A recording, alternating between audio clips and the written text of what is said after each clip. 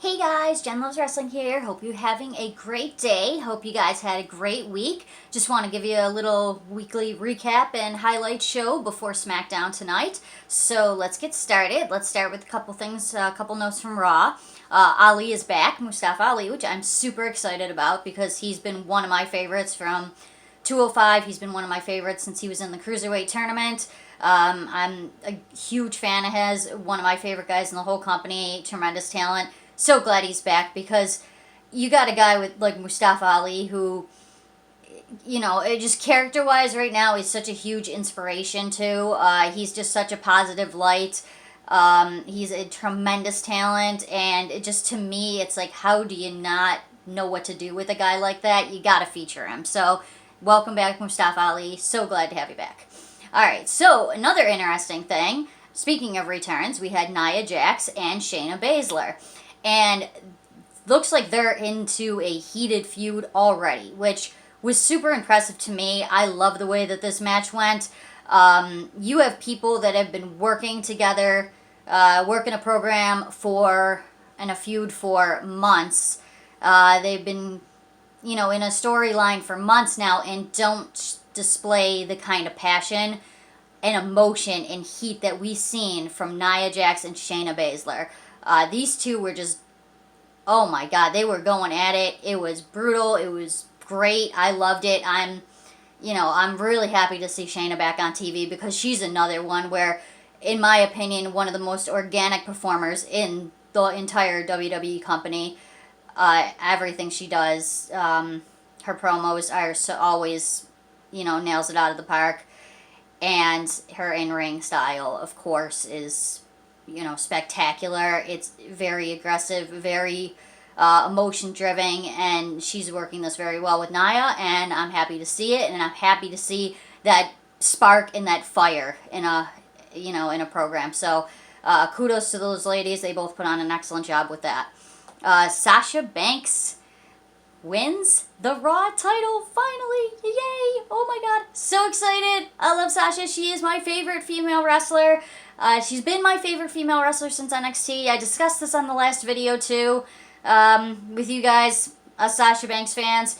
We've been through it, ups and downs, peaks and valleys, but now Sasha is at a peak, and she is just, her and Bayley just blossoming. I don't mean to go on about this again like I did on the last video, but I just simply cannot help myself. I am such a gigantic fan of Sasha Banks. Huge fan of Bayley as well. And the two of them together are just magic. The ending of this was so good. Yeah, I mean, it was emotional. It was cool because it was emotional for Asuka and Kyrie, but it was also creative for Sasha and Bayley because we knew that Bayley couldn't interfere in this match, otherwise she would cost Sasha the match and the title. However, she found a way to distract Asuka and get her attention without having to break these said rules in the match. So, again, those two just, I mean, what more can you possibly say about Sasha and Bayley running the entire company at this point, and I love it. I'm so happy to see it, and it's just, it's finally Sasha time, and I couldn't be happier. So congratulations to Sasha. On a serious note, thank you, Kyrie. I guess the thing that gets me, God, I'm such a girl. I guess the thing that gets me emotional about thinking about Kyrie's departure is we don't get this kind of happy ending in wrestling, with wrestling promotions and wrestlers very often. And by then, I mean, obviously it's sad that she's leaving. I get emotional just thinking about it and just talking about it. I've been a fan of Kyrie Sane since NXT. But she's leaving for all the right reasons. And it's just positivity all the way around. From Kyrie to her coworkers showing her love and showing their gratitude, to WWE showing their love and their gratitude. Normally, whether it's a wrestler leaving or a wrestler getting fired, WWE will wish them the best in their future endeavors. In this case, they wished Kyrie saying good luck on her voyage, which I thought that was really cute, which obviously ties into the pirate gimmick and everything. But it just seems like love all around on this one, and even WWE fans, yeah, we're sad that she's leaving, but we also know that it's because she's doing it for all the right reasons, and it's emotional and it's touching, and you know, thank you, Kyrie. All right, so oh my God, I'm such a girl. All right, so we're gonna move on to NXT now before I start to cry thinking about Kyrie because she's a little sweetie, isn't she? All right, so best of luck to you, Kyrie. NXT, Roderick Strong versus Johnny Gargano. Of course this was going to be a good match. We know that. You just look at this match on paper, Roderick Strong, Johnny Gargano, what could go wrong? It was a fantastic match. I did enjoy the match. I loved it. My only problem with the match, my only criticism was it was actually too short, it seemed, for what they were going for. The finish seemed a little abrupt, and don't get me wrong, Johnny Gargano picking up the win with the DDT. I'm never going to complain. I've said this before. DDT, not a mid-match move. It is a finisher. So anytime somebody picks up the win with that, I'm happy. The only thing the commentators were pushing that both of these guys were full of stamina and endurance. And the end just kind of seemed to come out of nowhere for me. Like it didn't. I feel like before the pin, before the final spot, these guys had more in the tank. So I would have wanted to see this one maybe go a few more minutes longer before, we drove it home. But either way, of course, good match though. Mercedes Martinez picking up the win against Shotzi Blackheart. I love this match because it wasn't a long match. It didn't really need to be, but it did give Shotzi Blackheart a chance to shine in the match as well. So she looked good. This wasn't a squash match. It wasn't particularly long, but it definitely wasn't a squash, and it let Shotzi showcase her talents properly as well, which also makes Mercedes look good in the victory because, of course, Shotzi putting up that much of a fight. Big fan of both of them. So happy to see Mercedes doing well right now in the Robert Stone brand. I really like this current version of the Robert Stone brand. It's kind of an odd family. It's an odd couple. It's definitely an odd pairing with the three of them, with Aaliyah as well. I'm a big Aaliyah fan too. I love what she's doing right now. So I don't know. This really works for me. It's fun. But again, that was a great match. So next, my favorite match, of course, you guys already know. Welcome back, Imperium. So glad to have you back on TV. Picked up the win against Everrise. And I guess the story here is after the match, Undisputed Era decides to jump my guys because they know that Walter and Wolf are overseas and they want to attack an outnumbered Imperium.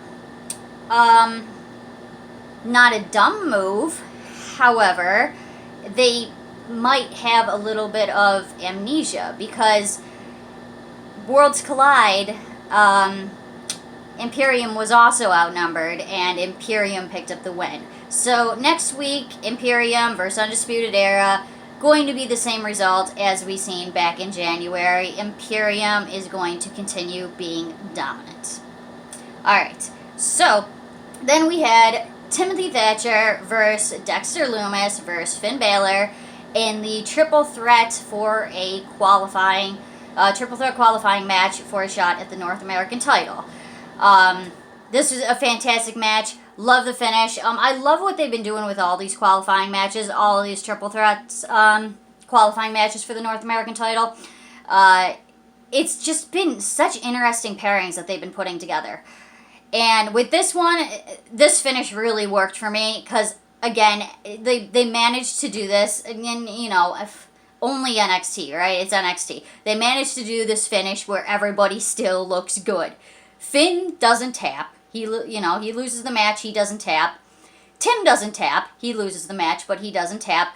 Tim passes out because Tim would rather pass out than let go of his hold on Finn Balor. So sneaky Dexter Loomis sneaks up behind, and he puts Thatcher to sleep, and he picks up the win. So congratulations, Dexter Loomis on that. I was going for Thatcher, but now, right now, I think the guy I'd like to see it take it all is actually the guy who qualified the previous week. The biggest shocker to me was Bronson Reed.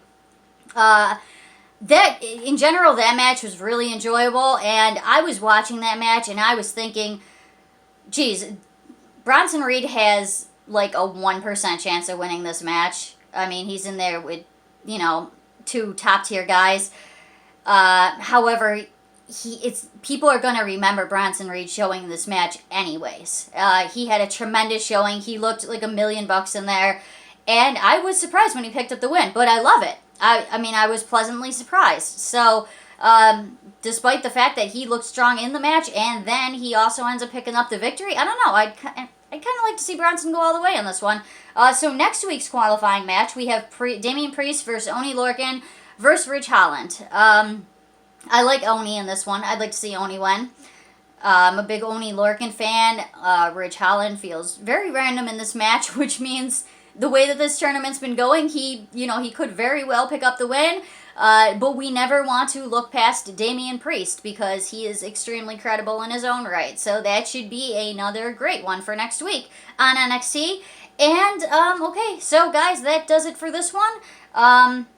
Enjoy SmackDown tonight. It's going to be on in about an hour and 15 minutes right now, so I think I have plenty of time to upload this video, get it up, give you a little bit of viewing material while you're waiting for SmackDown to come on, while you got nothing to do, thumbing through the phone. Check out Jen Loves Wrestling. I'm excited to see SmackDown tonight. Very excited to see what Sasha and Bayley have in store for us and the women's division. So guys, if you enjoyed this video, please tell your friends, please share this video. Please like this video, subscribe, comment, all that stuff. And you guys have a good night. Enjoy SmackDown. Love you. Bye. Mwah.